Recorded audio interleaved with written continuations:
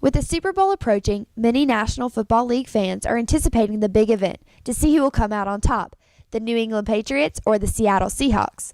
But off the field, the players, coaches, and NFL organization have a lot more on their minds than just a Super Bowl win.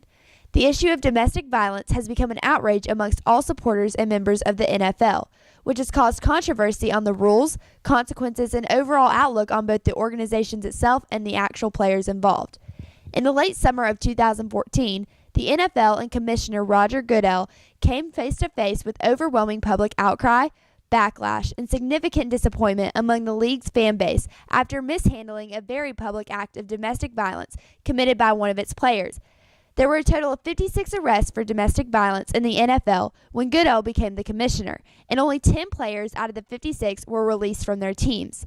The rest were only suspended for a minimum amount of games. Commissioner Goodell and his teams have reviewed these situations and have attempted to create a code of ethics in order to settle the endless disputes despite his endless critics. With football being a favorite sport amongst many young Americans, highlighted people such as Ray Rice, Leroy Hill, and William Moore were all all-star players who had young football fans looking up to their talent and attitude as a professional athlete across the country.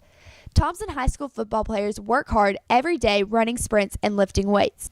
Many have the desire to continue on to college football, and many dream of being on an NFL team making millions, where for most, being on an NFL team will always be just a thought. Being a young athlete in a sport where an issue such as domestic violence has become a central focus, these players believe that the concerns within the National Football League tied with domestic violence has become more than a problem. They made a whole situation, and there's domestic violence all through the NFL, and they need to buckle down a little bit and make the punishments a little more. But other than that, I think it's life. Sometimes people are wrong and they do it, but the punishment needs to get worse.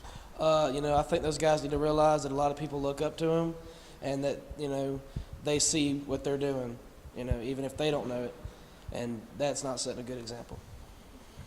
It reflects our culture, because this tells you how we have to improve as culture, and I just think if they really see the impact they have on people that look up to them, they would stop what they're doing and just get better. Not only is the youth affected by this new outlook on the program, but so are coaches of the youth. THS's football coach believes that this is an issue that does not need to be overlooked. I hate the idea of a bully. I hate the idea of somebody overpowering people that are not in the situation to take up for themselves or just for whatever. But the domestic violence is really it's a sad situation.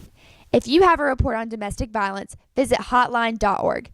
This has been Amber Harless reporting for THS TV, your source for news.